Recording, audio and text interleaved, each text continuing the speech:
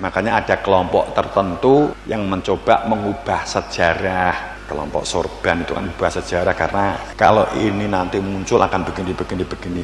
Sayang, 1000 sayang, bahkan mungkin sayang 1.000.000 sayang, bahkan mungkin sayang 1.000.000.000 sayang. Bahwa saat gambar Garuda karena ketidaktahuannya, tidak mau meniru apa adanya, kemudian replikanya dibuatnya lah gambar itu di daerah Kalimantan yang gambare Garudane ndingkluk, kemudian janggute mengisor dan memandang matanya tidak ke depan tapi ke bawah, tidak seperti gambar Garuda yang ada. Akhirnya gambare kaya kelelawar. Nggak skeptis loh ya. Kita maklum, kita paham karena tidak tahu kenapa Garuda itu menengok ke kanan. Karena faktanya memang orang di kiri kanannya pun tidak tahu kenapa Garuda itu menengok ke kanan. Karena tidak mengejar siapa sih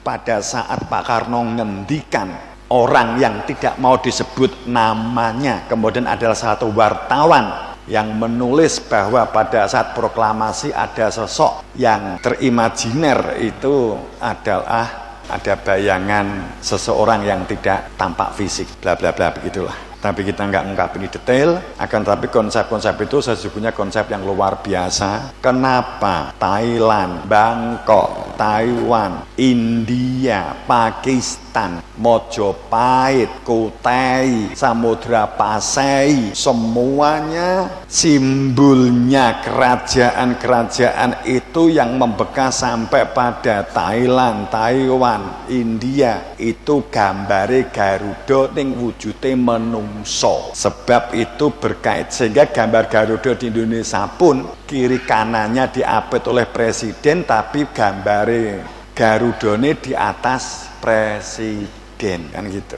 Memang orang sulit menerima sopo to Garuda, karena orang itu sering berbicara Garuda itu opo, bukan sopo. Karena makna Garuda di awal munculnya itu adalah sopo, siapa, bukan apa, bukan burung. Akan tapi makna Garuda itu adalah sosok sang pemegang konstitusi, pemegang kebenaran, menjalankan roda negara dan roda pemerintahan itu di bawah perlindungan dan di dalam penjabaran konstitusi Garuda. Itu kenapa menengok ke kanan. Kemudian kenapa Garuda yang kedua gambare adalah rantai kemanusiaan yang adil dan beradab. Hanya jika seseorang faham tentang rantai, jika seseorang itu faham tentang ikatan rantai marantai antara rantai satu dengan rantai berikutnya, sehingga antara hulu dan hilir, antara awal dan akhir tidak pernah diketahui batasannya, memiliki fungsi yang sama. Antara Nabi Adam sampai Nabi Muhammad, bahkan sampai jebating jagat, bahwa fungsi rantai itu tidak pernah berbeda. Apa yang kami turunkan kepadamu Muhammad, itu sama persis apa yang saya turunkan sebelum-sebelummu, dan sama persis yang setelahmu. Wa mang yang kolab ala akibaihi, siapa yang tidak mengetahui rantai memutus, itu adalah berpaling. Rantai itu adalah makna silsilah, kait mengikat, sambung gulawentah, tidak pernah terputus. Keberadaan sang pemegang kebenaran, al-haq min robik, kebenaran supaya manusia memiliki zikir, supaya manusia hati nuraninya hidup, supaya manusia mengerti tentang tujuan hidup,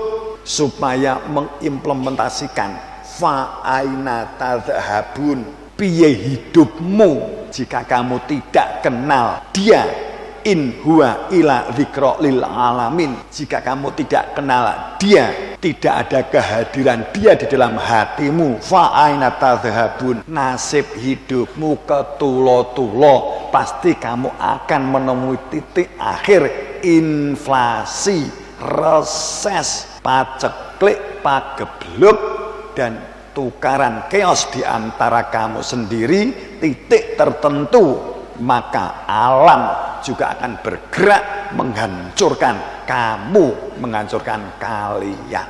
Akumulasinya.